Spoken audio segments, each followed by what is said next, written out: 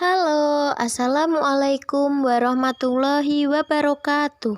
Perkenalkan, saya Najwa Hidayah dari kelas PBS 2B dengan NIM 215231051.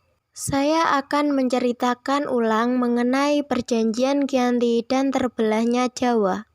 Pada tanggal 13 Februari 1755, lahirlah sebuah kesepakatan segitiga politik oleh Pakubuwono III atau Pangeran Mangkubumi dan VOC, yang kemudian kesepakatan ini dikenal masyarakat luas sebagai Perjanjian Giyanti.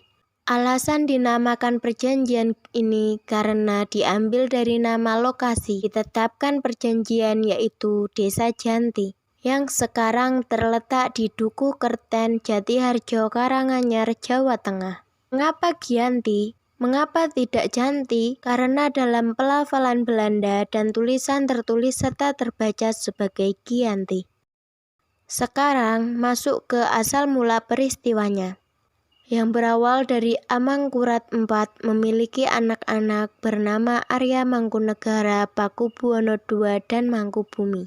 Dan pada saat itu anaknya yang bernama Arya Mangkunegara diasingkan ke Sri Lanka karena beliau merupakan politik terang-terangan anti VOC.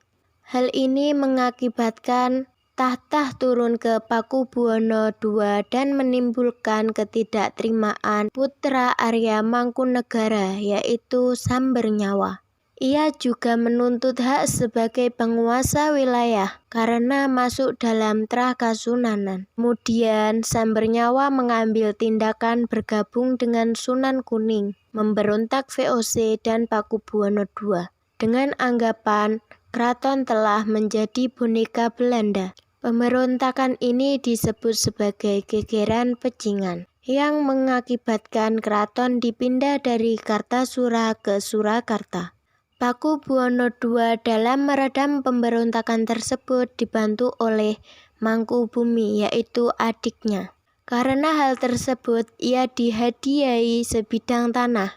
Namun, karena luas tanahnya mengakibatkan kecemburuan, pangeran lain mengeluh ke perwakilan VOC, yaitu Jenderal Baron von Imhoff. Dengan keputusan tanah tersebut tidak jadi dimiliki Mangkubumi. Mangkubumi keluar dari Kasunanan dan bergabung dengan Sambernyawa. Terjadilah sebuah perlawanan yang disebut Perlawanan Kasunanan. Pada tahun 1749, Pakubuwono II meninggal, yang kemudian diganti oleh putranya Pakubuwono III. Akibat dari perlawanan ini, untuk mengamankan wilayahnya, Nicholas Harting, Gubernur VOC Jawa Utara, mengajukan rundingan tertutup dengan Mangkubumi. Pada 23 September 1754, tercapai nota kesepakatan, dan Mangkubumi telah melepaskan diri dari Sambernyawa. Kemudian nota tersebut disampaikan ke Pakubuwono III. Pada 4 November 1754, Pakubuwono III menyampaikan surat kesepakatan kepada Gubernur Jenderal VOC Jacob Moser mengenai persetujuan hasil dari perundingan tersebut. Dan pada 13 Februari 1755, ditandatanganilah hasil perundingan tersebut dengan nama Perjanjian Giyanti, yang berisikan bahwa Mangkubumi mendapatkan wilayahnya. Dalam perjanjian tersebut tidak tertulis pembagian wilayahnya karena secara lisan. Perjanjian inilah menjadi awal terbelahnya tanah Jawa menjadi dua bagian, yaitu Kasunanan Surakarta dan Mangkunegara Yogyakarta, dengan istilah Palihan Nagari. Tepat pada tanggal 13 Februari 1755, Mangkubumi naik tahta menjadi Sri Sultan Hamengkubuwono I, sedangkan Sambernyawa masih melakukan aksinya dengan berbagai pemberontakan. Hingga pada Oktober 1755, gerakan Sambernyawa akhirnya mengalahkan pasukan VOC.